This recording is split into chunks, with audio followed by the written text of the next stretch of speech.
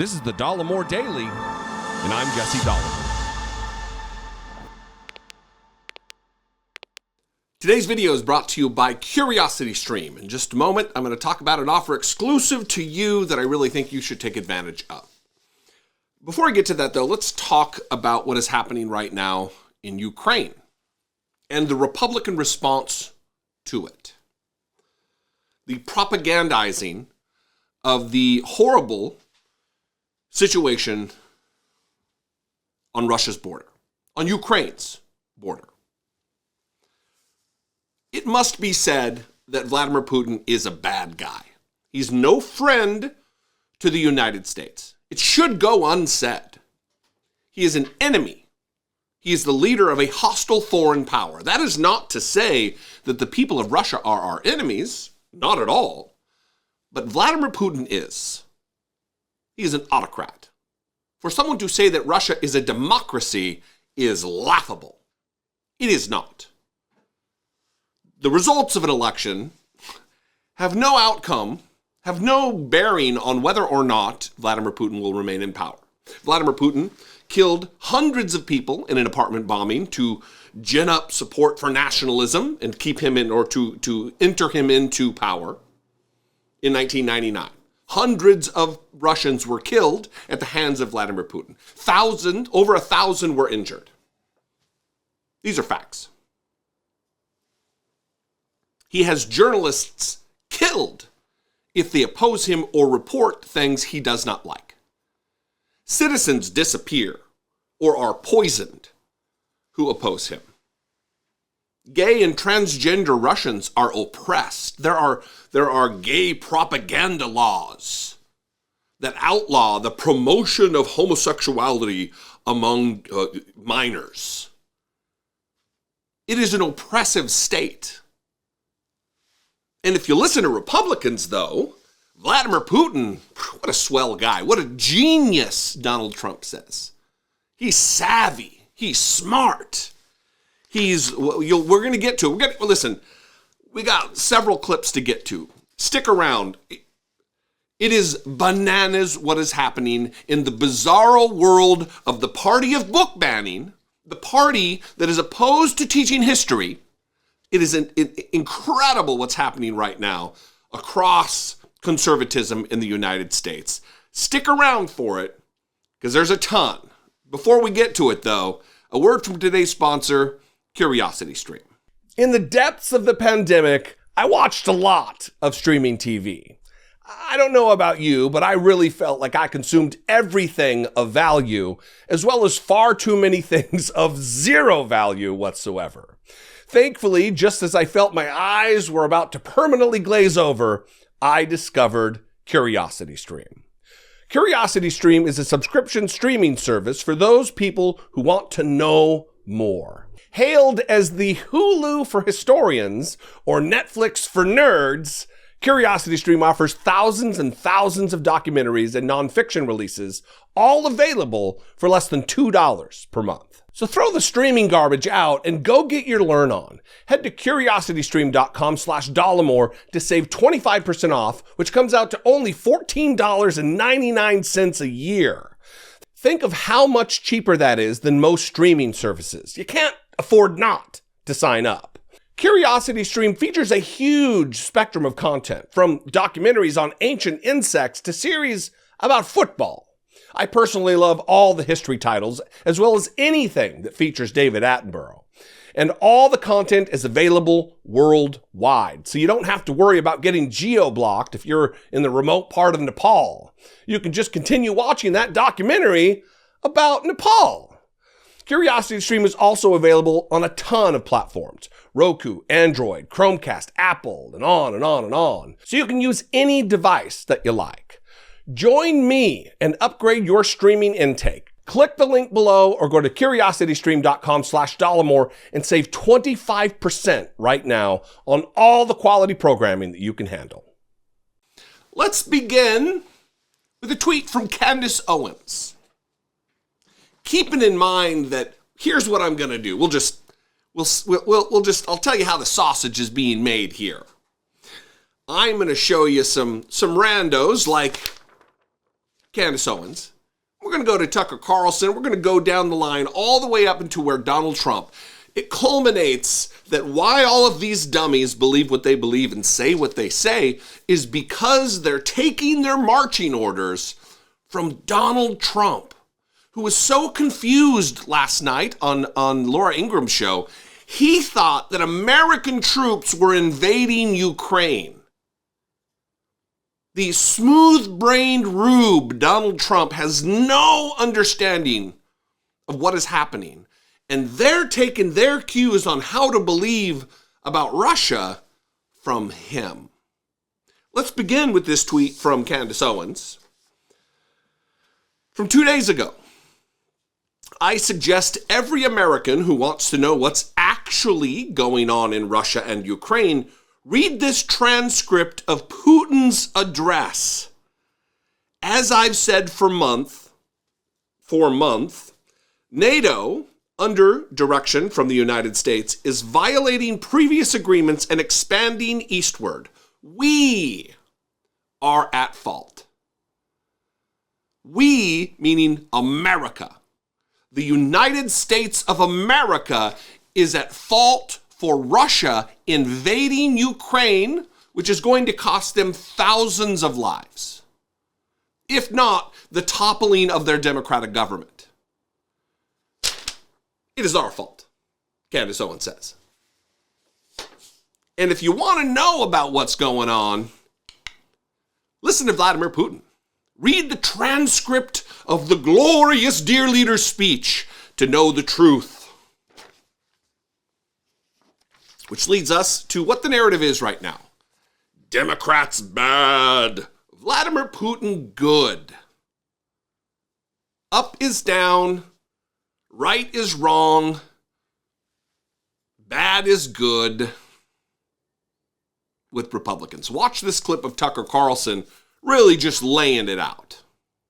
Good evening and welcome to Tucker Carlson Tonight. Since the day that Donald Trump became president, Democrats in Washington have told you have a patriotic duty to hate Vladimir Putin. It's not a suggestion, it's a mandate. Anything less than hatred for Putin is treason. Many Americans have obeyed this directive. They now dutifully hate Vladimir Putin. Maybe you're one of them. Hating Putin has become the central purpose of America's foreign policy. It's the main thing that we talk about. Entire cable channels are now devoted to it. Very soon, that hatred of Vladimir Putin could bring the United States into a conflict in Eastern Europe. Before that happens, it might be worth asking yourself, since it is getting pretty serious, what is this really about? Why do I hate Putin so much? Has Putin ever called me a racist? Has he threatened to get me fired for disagreeing with him? Has he shipped every middle-class job in my town to Russia? Did he manufacture a worldwide pandemic that wrecked my business and kept me indoors for 2 years? Is he teaching my children to embrace racial discrimination? Is he making fentanyl? Is he trying to snuff out Christianity? Does he eat dogs? These are fair questions, and the answer to all of them is no. Does he eat dogs?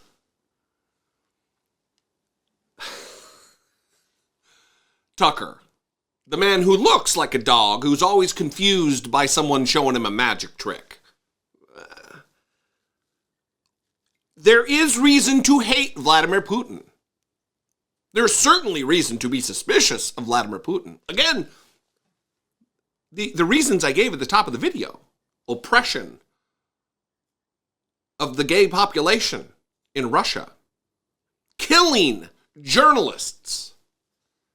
Poisoning citizens, opposition leaders. People just disappear if they aren't fans of Vladimir Putin in Russia.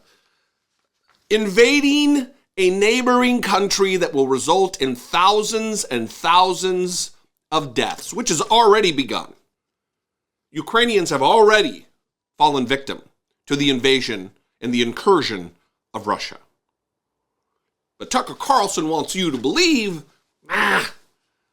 it's the Democrats who want to call to get you fired because you disagree. What? And he's not the only one. Watch Steve Bannon, the bigot extraordinaire, with his bigot pal, Eric Prince, talking up Russia and maligning America because we aspire to be an open, accepting country, free from bigotry and oppression of others. Watch this. And the reason that Putin ain't woke, he is anti-woke. The Russians, people still know which bathroom to use. They know how many genders are there in Russia? 2. Okay, that's all of a sudden. That's not. They don't have the flags. They don't have the pride flags outside on their. They don't have boys swimming in girls' college swim meets. How backward! It's embarrassing. How savage! How medieval! How medieval! This is why this whole thing's a scam. It's a total and complete scam. And here's the beauty of it: hatred on full display, bigotry on full display, while elevating Putin as a good and decent man. And why is he good and decent? Because his country oppresses transgender kids, hates gay pride flags. Gross. Moving on, again, with the narrative of Putin is good, America is bad. Putin good, Joe Biden is bad. Putin is grand, Democrats, scary and bad. Watch this clip from Newsmax that they're denying that the invasion is even taking place. And you may ask yourself, why would they deny something that the international media is covering? We're witnessing it happen because it's 2022 and there's cameras everywhere. But the reason they're denying it is because Joe Biden said it's happening, so it must not actually be happening. Again, first we saw the personal lies, then we see the policy lies. Nothing we get from this administration is true. These are the reasons why I don't trust Joe Biden or anyone around him. This Russian invasion that they claim is well underway smells fishy to me. Now, don't get me wrong. I predicted Russia would take Ukraine with little bloodshed. I predicted Vladimir Putin would roll in just like he did in Crimea and declare it as his. Now, that could be what's happening right now. Team Biden tells us the Russian cyber attacks have increased against Ukraine. It would make sense, but have they increased? Where's the evidence? Guess what? We never get any evidence with Team Biden. Certainly not with COVID. We don't get evidence now surrounding Ukraine. Why? Because Vladimir Putin is playing Joe Biden for the rudderless fool that he is. President Trump knows what's behind Putin's moves. Putin strong, Biden and Democrats weak. Russia strong, America meek and mild. All of this because Donald Trump has an obsequious fetish for the odor of Vladimir Putin's butthole. It's what it is. Donald Trump, for some reason, yet to be found out, maybe it never will, worships at the throne of Vladimir Putin. Therefore, Republicans do as well. Even as a substitute for loving their own country and the interests of their own country. Speaking of someone who should know the interests of the United States of America, the former Secretary of State, Mike Pompeo, who just on the 18th of February, just a few days ago, offered up an insane series of complimentary words for Vladimir Putin, calling him very shrewd and very capable. Says that he has enormous respect for the brutal killer, Vladimir Putin. Watch this. Very capable. I have enormous respect for him. I've been criticized for saying that. No, I have enormous respect for him. He was also an interlocutor that was always well-informed and deeply clear about what Russian interests were. I appreciated that. It required the same from us, from me, from my team. We had to be equally prepared and equally protective of the interests that matter to the United States. He is very savvy, very shrewd, I never saw. That's not quite true. When I think about some of the things they do in the diplomatic space and some of the things they do in this space where they go off people, I think that's counterproductive. I shared that with him very directly. I said, you're trying to find a way to connect with us. I think those things just make it really hard for Western leaders to engage with you because it lights up all the human rights issues and the like. And I just don't think there's much game in it. And he would smile at me with a look that reminded me that's a tough world out there. And no, I consider him a elegantly sophisticated counterpart, and one who is not reckless, but has always done the math. And we may disagree with his priorities. We may disagree with his math. We certainly disagree that the interests that he seeks are reasonable for his country in many cases. But we should never underestimate that he is doing this in a way where he's exhibiting his capacity to control and his deep desire that his most important objective, and I should have listed this first, his most important objective is that he continues to run the deal.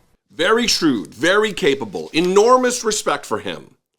And then this dismissive attitude about talking about human rights, admitting that Vladimir Putin has people killed, his own citizenry, journalists in his country, seekers of truth. He has them offed. He has them disappear. He kills them, has them murdered. But there's not much game in that. Mike Pompeo, former Secretary of State, talking about having people, journalists, murdered, a game. Elegantly sophisticated, he calls him. An elegantly sophisticated counterpart. The murderer, mass murderer, usurper of human rights, Vladimir Putin. On Fox News, he called him a very talented statesman. He has a lot of gifts. He was a KGB agent, for goodness sakes. He knows how to use power. We should respect that. Quote, Mike Pompeo. And then, of course, this does indeed culminate with what we played yesterday.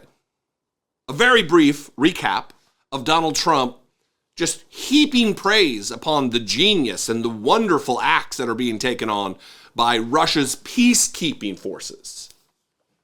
Russia's invading army is keeping the peace, according to Donald Trump and Vladimir Putin. Here he is from Buck Sexton and Clay Travis. Yesterday, and there was a television screen, and I said, this is genius. Putin declares a big portion of the Ukraine. Putin declares it as independent. Oh, that's wonderful. So Putin is now saying it's independent, a large section of Ukraine. I said, how smart is that? And he's going to go in and be a peacekeeper.